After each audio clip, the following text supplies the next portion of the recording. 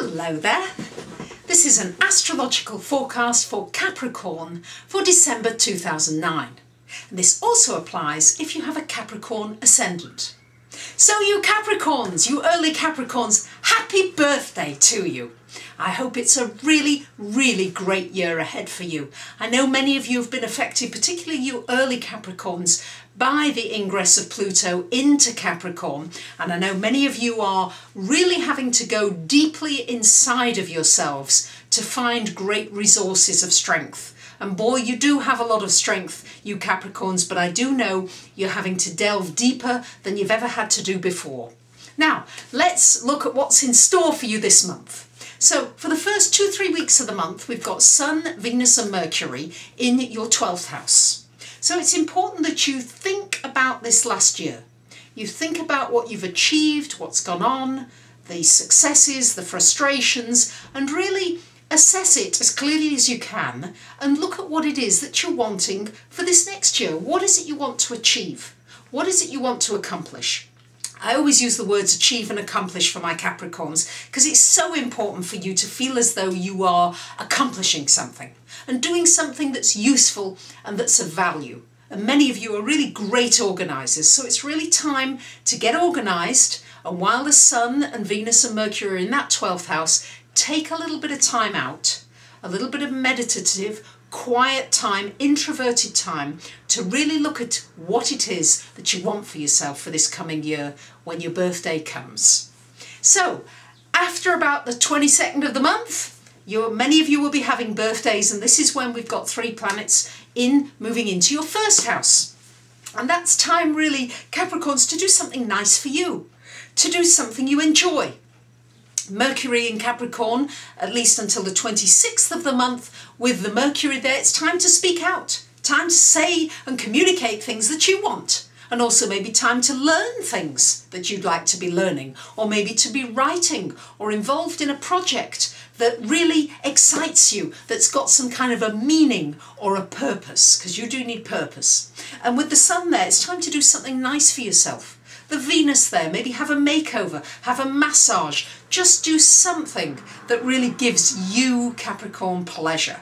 It doesn't have to be work related. It probably will be, because I know you get pleasure from your work, many of you workaholics, many of you, but nonetheless, it's really time just to chill a little and to do something really nice for you and not for everybody else all of the time. So with the Sun there, this is really your shining time for you just to come out and really play a little more, rather than be quite so serious and quite so ruled by your ruling planet. Saturn sometimes makes you a little serious. We've got Jupiter, Neptune coming conjunct on the 21st of the month in your 2nd house. So this is very much about possibly some new opportunities coming in financially. Some interesting possibilities. Now, the Jupiter brings lots of opportunities, but the Neptune can cloud your understanding of what you're being offered. Or it could be just something that looks wonderful that suddenly disappears, or suddenly dissolves, or the person just disappears who's been promoting this or telling you how marvellous it is. So I just urge you to be cautious, which you are by nature anyway, Capricorn, but just a little extra caution when something comes along connected with some kind of an opportunity financially.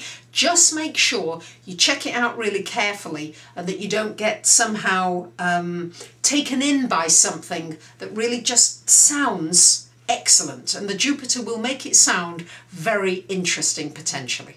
It's also a time to look at your values and to tune in to what's important to you. Not to do it so much logically, but to do it more on the intuitive level and to go deeper on the inner levels. Now we've got Mars going retrograde this month on the 20th of the month until the 10th of March. So it's almost a 3-month period where Mars, it happens every 2 years and 2 months only. Doesn't happen very often, but when it happens, it's a time to really internalize your energy. It's happening in your 8th house, Capricorn. So this is anything connected with joint finances, money, a sexual relationship, a very deep, intimate relationship.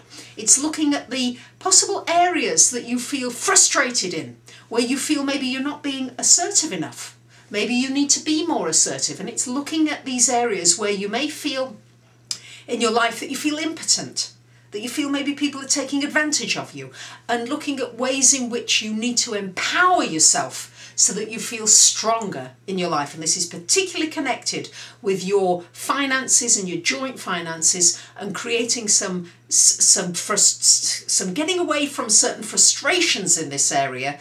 Looking at what you need to let go of, maybe also what you need to put energy into.